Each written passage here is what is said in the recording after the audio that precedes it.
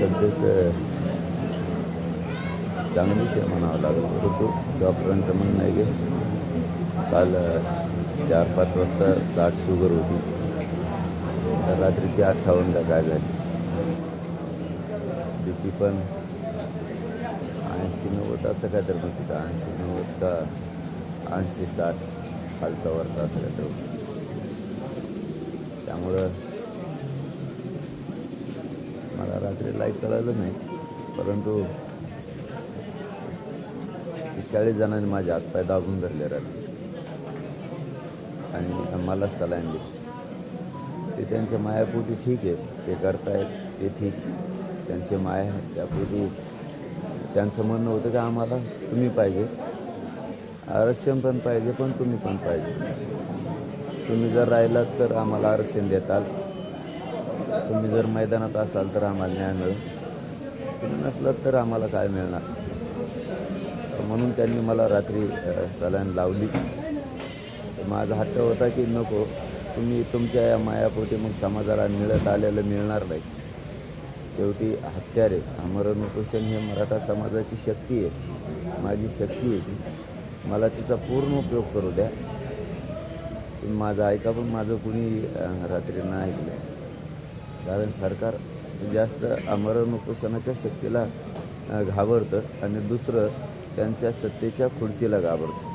त्या दोन गोष्टी घाबरतं. मला करू द्या, पण नाही ऐकलं त्यांनी. तर ठीक आहे, आता त्यांनी सलाईन लावली, तर मी पण मात्र आता मीच ठरवलं की काही उपयोग नाही. मग या सलाईनवर पडून राहण्यात काय उपयोग नाही, कारण ही एक प्रकारचं जेवल्यासारखंच असतं. बेगडीपणाचं आंदोलन किंवा उपोषण किंवा काही असो मी नाही करू.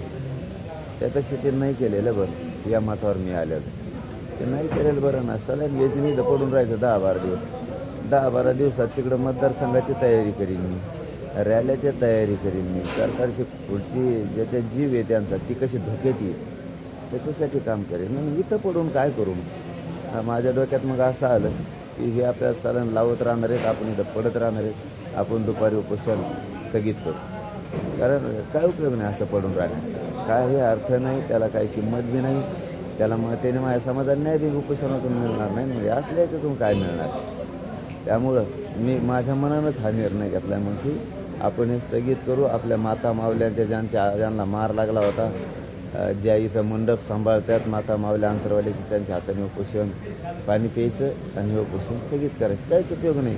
काय बेगडीपणा मला नाही आवडत. उपोषण म्हणजे खरं बोलतो मीडियाच्या बांधवाशी. त्या सलाईन घेऊन काही अर्थ बी नाही आणि त्याच्यात मग काही सरकार बी दमछाक त्यांचे नाही होणार, त्यांची दमछाक नाही होणार.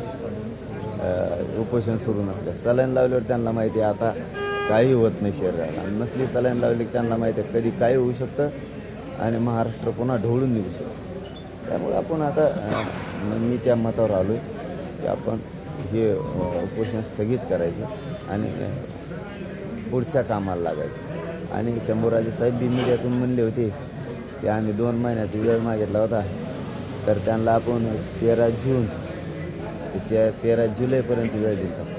त्यांना 1 महिन्याचा वेळच पाहिजे होता ना, आता असा पडूनच राहणार होता वेळ. तर 13 जून ते 13 जुलैपर्यंत दिला, 13 जुलै ते 13 ऑगस्टपर्यंत करून दाखवा म्हणा सगळं. आता तुमचे 2 महिने 13 ऑगस्टला पूर्ण होते, तुम्ही पूर्ण करून दाखवा. आमचं ठरलेलं मराठा आणि कुणबी एक सगळ्यांना प्रमाणपत्र द्या, ते सगळ्या मागे द्या, 3ही गॅजेट लागू करा, त्याच्या स्वारींची अंमलबजावणी करा. पण मी मात्र उपोषणावर आता ठाम याच्यासाठी नाही.